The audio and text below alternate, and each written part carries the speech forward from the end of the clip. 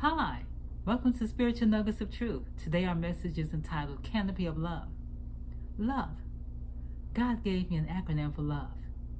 L is for loyal, O is for obedient to the word, V is for victorious in every situation, and E is for exceeding greatness.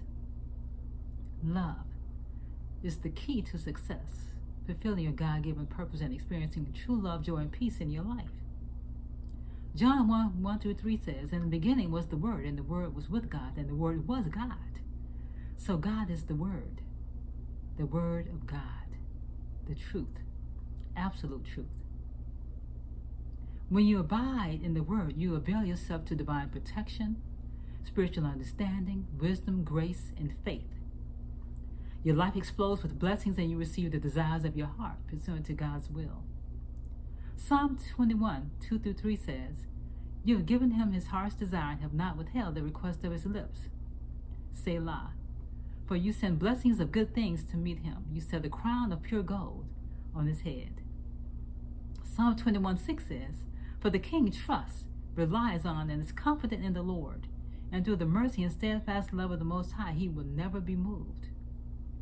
So the king received all the desires of his heart and blessings because he trusted and relied upon God, his word, his promises.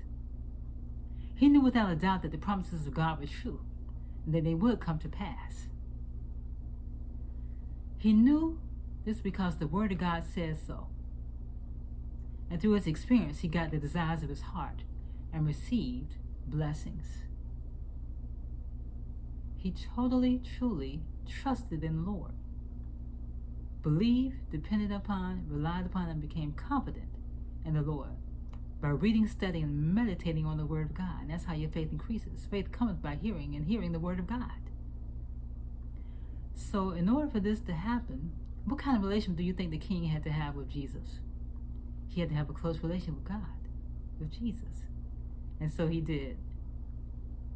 Proverbs 3:5-7 says, "Trust in the Lord with all your heart and lean not on your own understanding, but acknowledge him in all your ways, and he will direct your paths.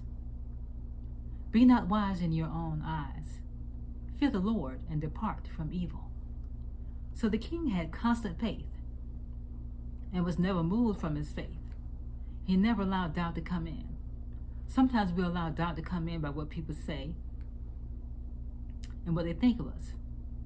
But we should reject that because that's not true.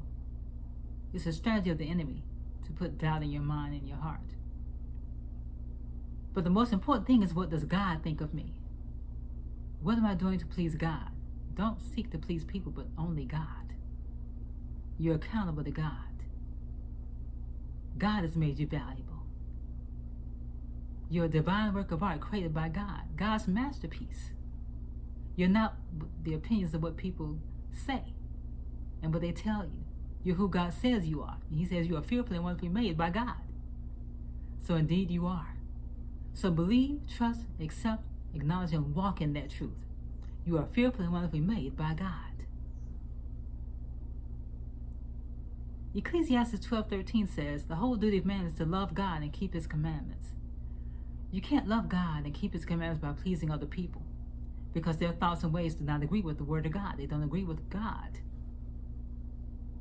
They are not the same as God's thoughts and ways.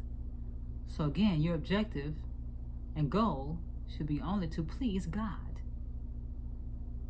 Abide in the word of God, and the word, his promises, will abide in your heart and mind.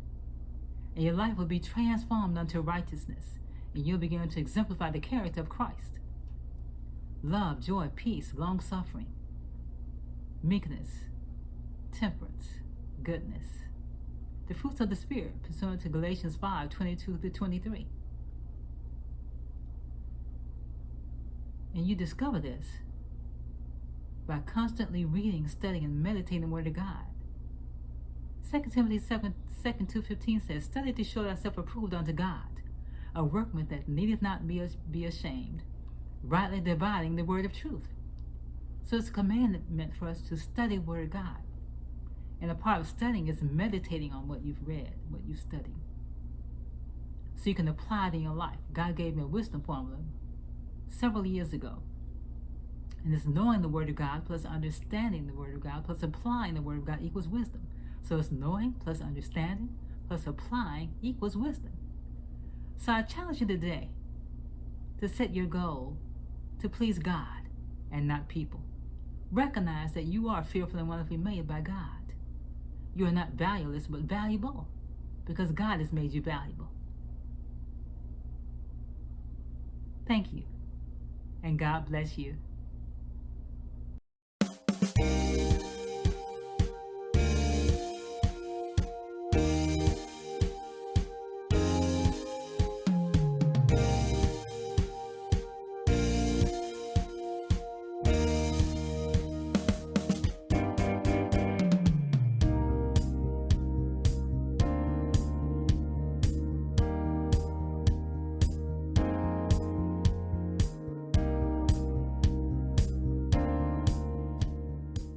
We have to keep our focus on God and the Word. Our faith and trust and dependence and reliance upon God increases.